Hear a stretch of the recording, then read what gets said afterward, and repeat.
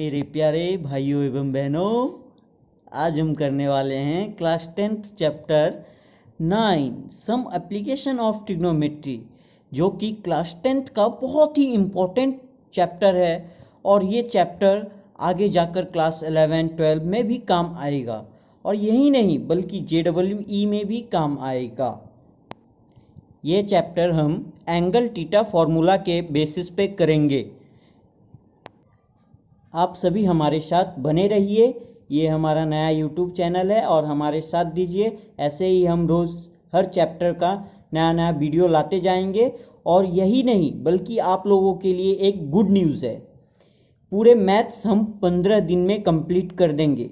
ये पूरा one shotted video होने वाला है, जो कि एक चैप्टर हम 50 to 60 मिनट में कवर कर लेंगे। Thank you. और आप सभी हमारे साथ बने रहिए। चैनल को लाइक करिएगा, ज़रूर सब्सक्राइब करिएगा, बेल आइकन प्रेस करिएगा।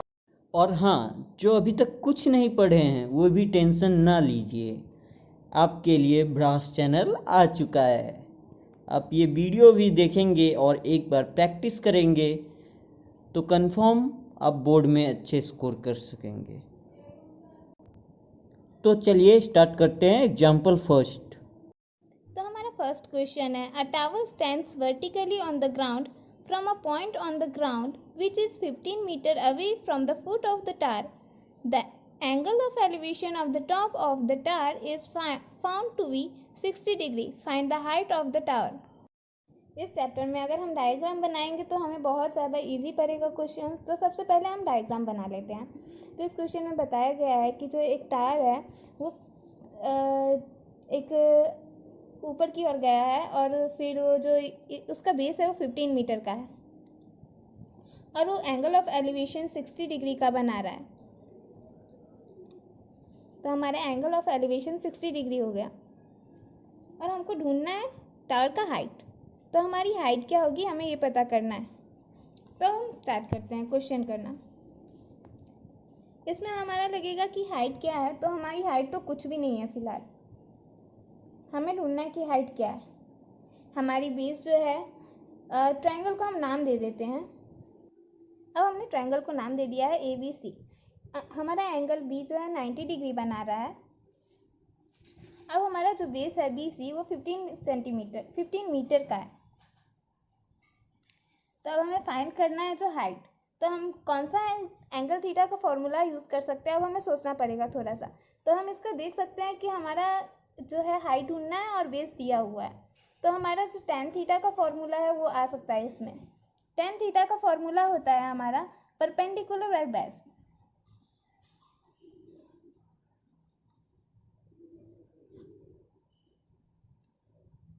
अब हम tan थीटा की tan की कौन सी वैल्यू है, tan की 60 डिग्री वाली वैल्यू है।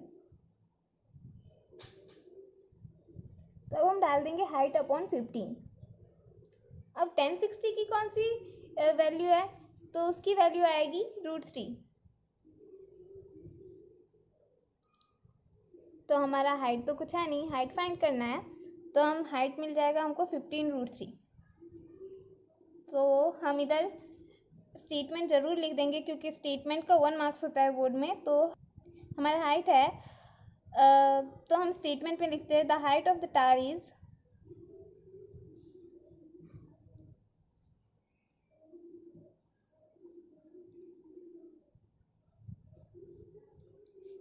15√3 मीटर। और यूनिट डालना बिल्कुल ना भूलें, ये गलती हो जाती है और आप इसको एक बॉक्स में ज़रूर डाल दें।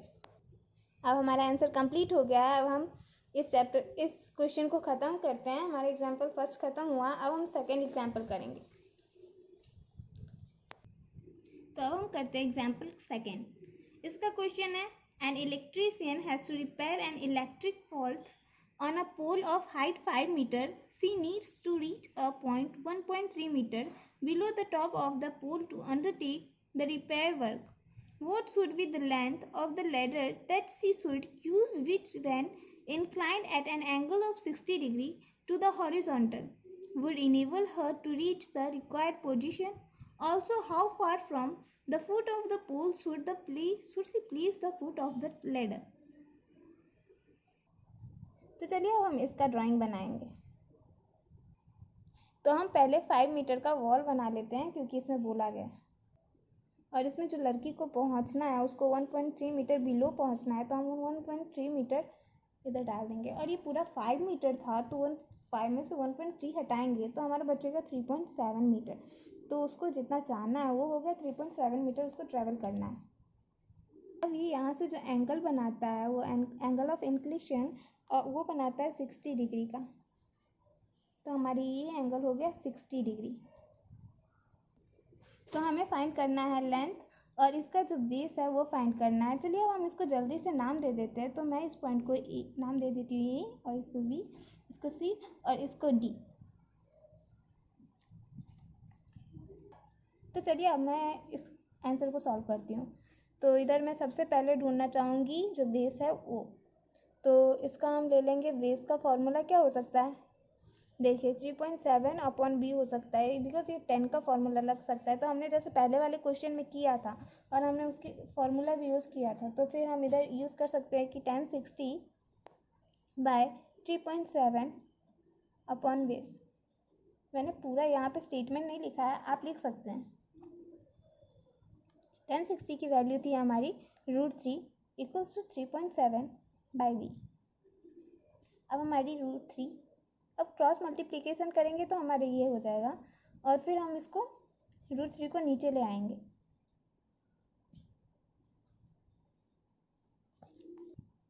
हमारा ये बेस का वैल्यू मिल जाता है। अब हम निकालेंगे जो लेंथ है हमारा उसका वैल्यू। जैसे अब हमारे इधर लेंथ वाले फॉर्मूला में हम sin 60 की यूज़ कर सकते हैं, क्योंकि ये साइन का फॉर्मूला होता है दैट परपेंडिकुलर बाय हाइपोटेन्यूज। तो हम sin 60 का साइन का फॉर्मूला पहले लिखेंगे।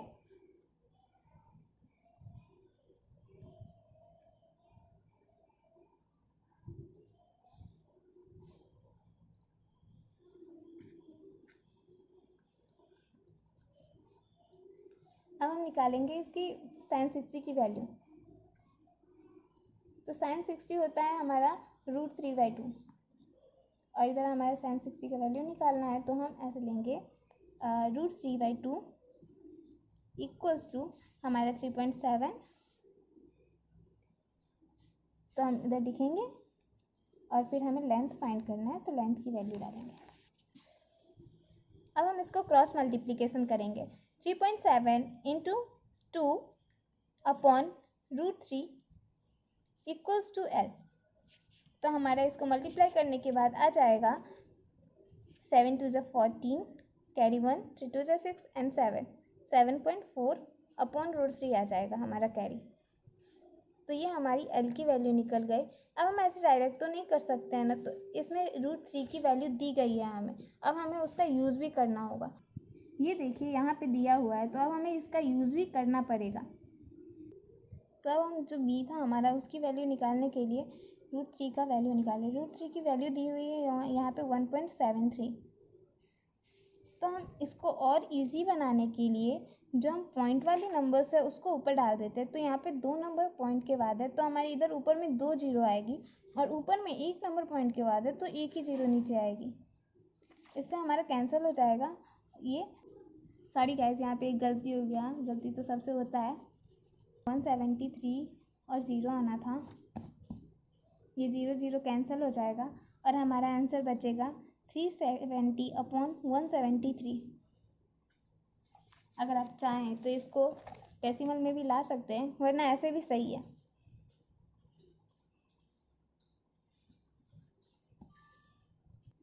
अब हम फाइंड करेंगे L की वैल्यू, जो थी हमारी L की वैल्यू। तो नीचे हमारी 7.4 बाई √3 हमारी L की वैल्यू आ चुकी थी। अब हम इसको √3 का वैल्यू अप्लाई करेंगे, तो यहाँ पे आएगा 1.73।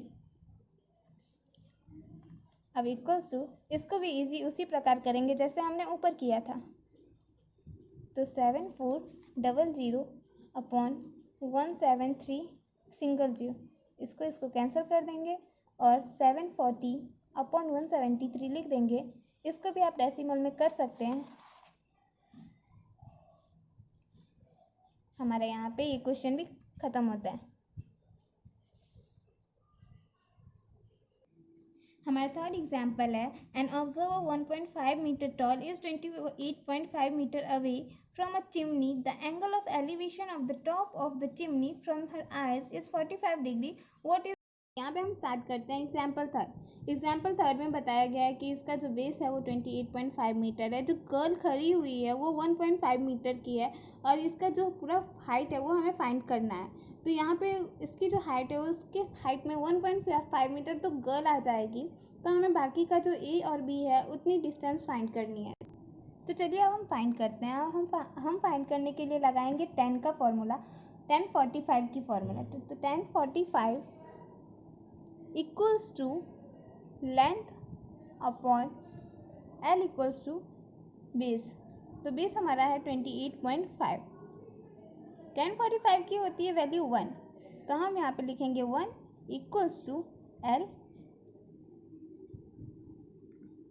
हमने एल ए बी को लिया हुआ है तो हम इधर लिख देते हैं, वरना आपको फिर कॉन्फ्यूज़न हो जाएगा.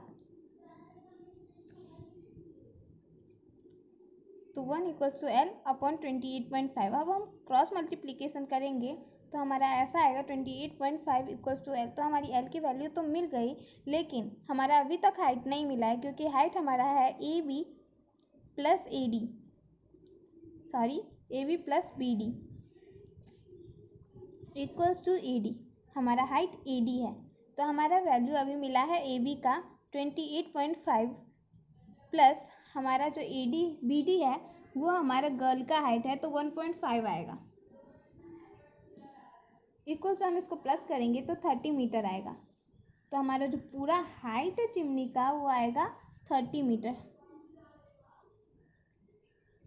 तो हम इसका स्टेटमेंट लिख देते हैं. Therefore, the height of the chimney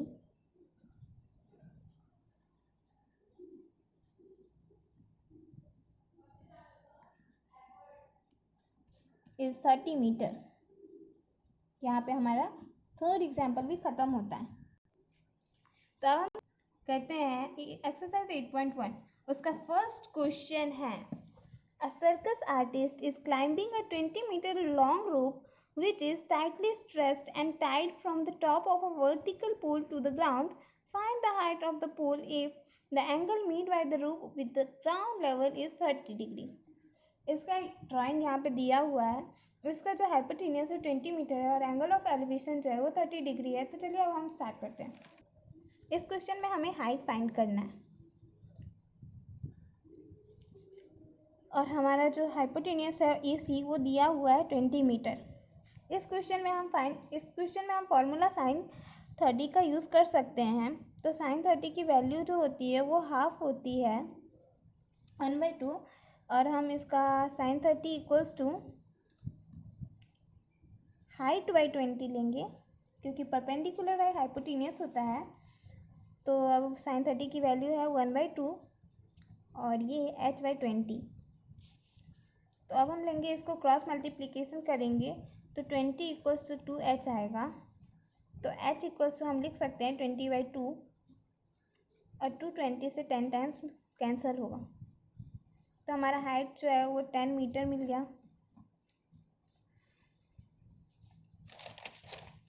अब हम इधर स्टेटमेंट डालेंगे.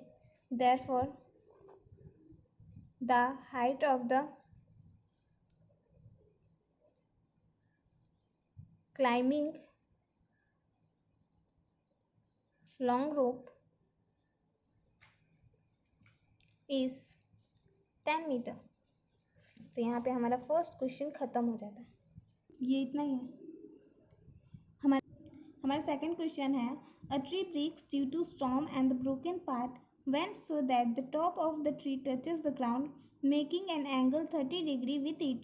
The distance between the foot of the tree to the point where the top touches the ground is 8 meter. Find the height of the tree. अब हम start करते हैं करना. ये डायग्राम जो है मैंने उसका डायग्राम बना लिया है. ये पूरी जो है ट्री की हाइट है. ट्री हमारा इतना बड़ा था, अब वो टूट के बेंड हो गया इधर और ग्राउंड से टच कर गया. ग्राउंड से टच करके उसने 30 डिग्री की एंगल बना लिया और उसकी जो बेस है वो 8 मीटर की है. मैंने इसको दो वेरिएबल्स में डाल दिया है, क्योंकि ये जो है ये सेम है, दोनों को मैंने x ले लिया और इसको y ले लिया। अब इन दोनों को प्लस करके जो है हमारा हाइट मिल जाएगा। तो हम इसका डाल देते हैं सबसे पहले that x plus Y equals to height. चलिए अब हम स्टार्ट करते हैं। तो हम सबसे पहले ढूंढेंगे y की वैल्यू। तो y की वैल्यू हम tan थीटा से ढूंढ सकते हैं। तो tan 30 डिग्री इक्वल्स टू 1/√3, ये हमारी वैल्यू है tan 30 की। अब हम लेंगे 1/√3 equals to y/8, y√3 equals to 8। तो हमारी y की वैल्यू मिलेगी 8/√3। अभी हम उसको कुछ नहीं करेंगे, ऐसे ही रहने देंगे और हम x की वैल्यू ढूंढने चल जाएंगे। तो x की वैल्यू हमें मिलेगी कैसे? x की वैल्यू हमें मिलेगी cos 30 की वैल्यू से। तो cos 30 इक्वल्स टू, cos 30 की वैल्यू है √3/2। अब हम √3/2 इक्वल्स टू x/8 लेंगे। सॉरी, x/8 नहीं आएगा, 8/x आएगा। अब हम इसको क्रॉस मल्टीप्लिकेशन करेंगे तो √3/x इक्वल्स टू 8 × 2 आएगा। तो √3/x इक्वल्स टू 16 आएगा। तो x इक्वल्स टू 16/√3 आएगा। अब हमें x की भी वैल्यू मिल गई है और y की भी वैल्यू मिल गई है। तो हमने जैसे यहाँ पे बताया था x plus Y equals to height आएगा। तो अब हम इसी प्रकार से हाइट लेने के लिए x और y को प्लस करेंगे। तो x हमारा है 16/√3 और y है 8/√3। अब हम इसको प्लस कर देंगे तो √3 का एलसीएम तो √3 ही आएगा। और इन दोनों को प्लस करने के बाद हमारा 24 आएगा। अब हमको इसको रैशनलाइज करना पड़ेगा, जो हम क्लास 9th में पढ़े थे। तो एक मिनट,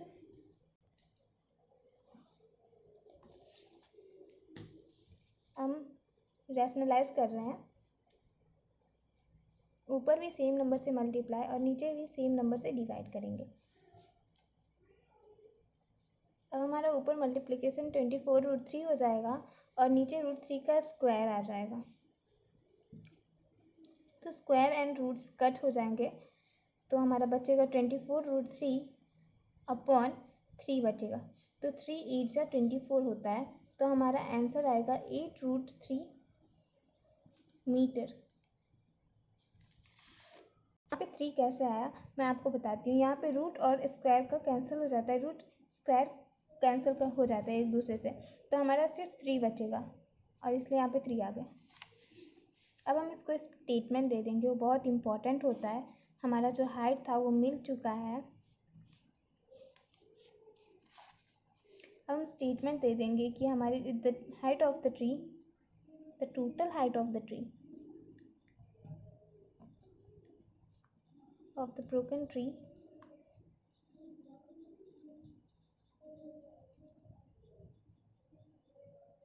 is 8√3 मीटर। हमारा ये क्वेश्चन यहाँ पे ख़त्म होता है। अब हम स्टार्ट करते हैं हमारा थर्ड क्वेश्चन, जो कि है a contractor plans to install 2 slides for the children to play in a park for the children below the age of 5 years. She prepares to have a slide whose top is at a height of 1.5 meter and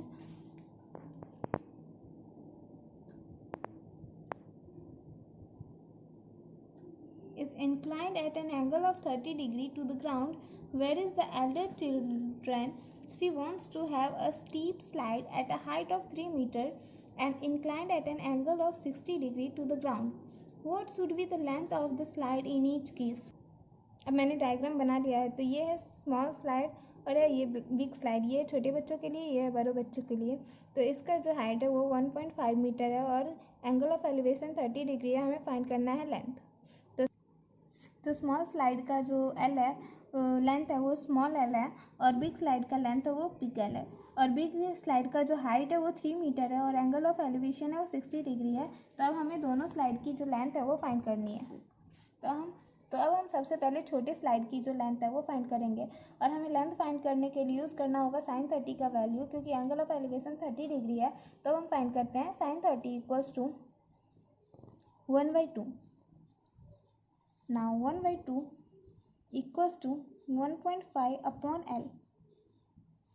तो हम इसको cross multiplication करेंगे और L equals to आ जाएगा 1.5 into 2। तो length equals to 1.5 into 2 आएगा equals to 3 आएगा। 3.0 actually आएगा, बट हम उसको 3 लिख सकते हैं। तो हमारा लेंथ हो जाएगा 3 मीटर। तो हमारे स्मॉल स्लाइड का लेंथ मिल गया 3 मीटर। तो हम लिख सकते हैं यहाँ पे therefore the slide of the small slide length is 3 metre.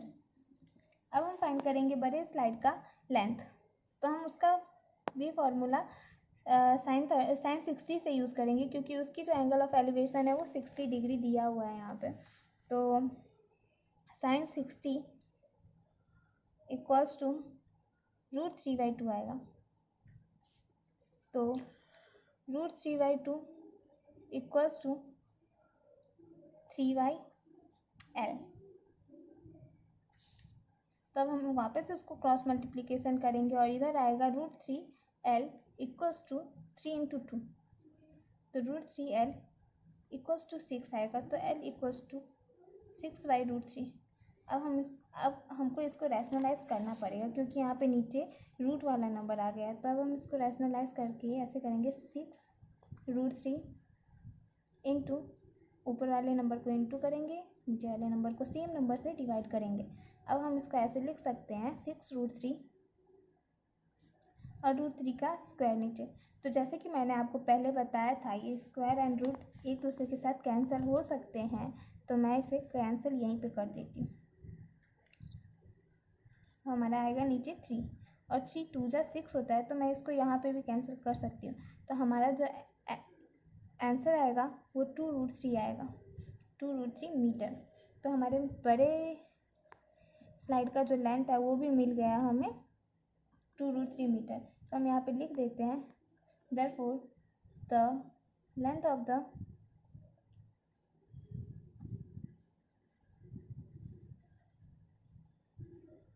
Big slide is 2√3 metre. तो जैसे कि आप देख सकते हैं मैंने दोनों स्लाइड की लेंथ फाइंड कर चुकी है। तो ये आंसर हमारा यहीं पे ख़त्म होता है। तो अब हम स्टार्ट करते हैं हमारा फोर्थ क्वेश्चन, जो कि है the angle of elevation of the top of a tower from a point on the ground which is 30 metre away from the foot of the tower is 30 degree. Find the height of the tower. तो हमारे यहाँ पे हमारा जो यहाँ पे base है वो 30 मीटर है, और जो हमारा हाइट है वो दिया नहीं है, हमें फाइंड करना है। और जो इसकी एंगल ऑफ एलिवेशन वो 30 डिग्री है। तो हम यहाँ पे हाइट करके 30 डिग्री एलिवेशन जो है हमारी 30 डिग्री है, और हमारा जो बेस है BC वो 30 मीटर है। अब हमें फाइंड करना है हाइट। तो हम हाइट उसको 10 के फार्मूला से यूज़ कर सकते हैं। तो हम 10 30 की फार्मूला डालते हैं इक्वल्स टू h/30। h हमारा हाइट है। 10 30 की फार्मूला है 1/√3। तो 1/√3/h30 आएगा। तो हम इसको क्रॉस मल्टीप्लिकेशन करेंगे तो 30 इक्वल्स टू √3h आएगा। तो h इक्वल्स टू 30/√3 आ सकता है हमारा। वापस हमको इसको रैशनलाइज करना पड़ेगा, क्योंकि नीचे बार बार रूट का नंबर आ जाता है। चलिए अब ऊपर और नीचे सेम नंबर से मल्टीप्लिकेशन और डिवीजन हम कर देते हैं इसका। और इधर हमारा मिलेगा 30√3 एंड इधर नीचे आएगा √3 का स्क्वायर। वापस ये स्क्वायर एंड रूट कट हो जाएगा और हमारा बचेगा सिर्फ 3। तो 30/√3 अपॉन 3 आए। तो 30 से 10 टाइम पे कट हो जाएगा। तो हमारा आंसर होगा 10√3 metre. Therefore, the height of the tower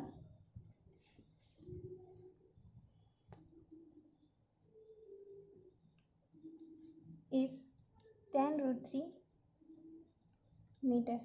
मैं इसको बॉक्स में डाल देती हूँ। यहाँ पे हमारा ये 4th क्वेश्चन भी ख़त्म होता है। अब हम स्टार्ट करते हैं हमारा question 5। A kite is flying at a height of 60 metre above the ground. The string attached to the kite is temporarily tied to a point on the ground. The inclination of the string with the ground is 60 degree. Find the length of the string assuming that there is no slack in the string. जो हमारा kite जो है वो ऊपर 60 metre की ground से 60 metre ऊपर उड़ रहा है और हमारा जो नीचे उसका एंगल ऑफ एलिवेशन बना रहा है, जो नीचे से देख रहा है कोई, वो 60 डिग्री हो रहा है हमारा एंगल ऑफ एलिवेशन। और इसकी जो हमें लेंथ है वो फाइंड करनी है। तो हम इसको लेंथ इसकी sin 60 की फॉर्मूला से यूज़ कर सकते हैं और हमें उससे आंसर मिल सकता है। तो sin 60 इक्वल्स टू √3/2 आता है। तो मैंने लिख दिया √3/2 इक्वल्स टू 60/L। अब हम इसको क्रॉस मल्टीप्लिकेशन करेंगे तो हमें मिलेगा √3L इक्वल्स टू 60/2 इंटू 2 और हमारा आंसर हो जाएगा √3L इक्वल्स टू 120। और हम इसको अभी आंसर ले आएंगे √3। अभी हमें आंसर तो मिल गया लेकिन हमको इसको वापस रैशनलाइज करना पड़ेगा। तो हम करेंगे रैशनलाइज, ऊपर नीचे सी नंबर से मल्टीपल और डिवीज़न। वापस इसका आंसर आएगा 120√3 अपॉन √3 का स्क्वायर। ये वापस कैंसिल होगा और हमारा बचेगा सिर्फ 3।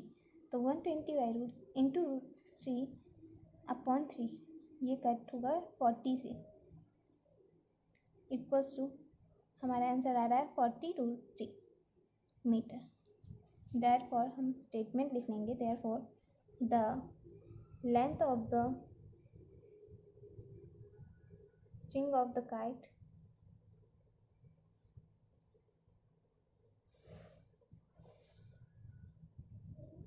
is 40√3 metre. मैं इसको बॉक्स में डाल देती हूँ।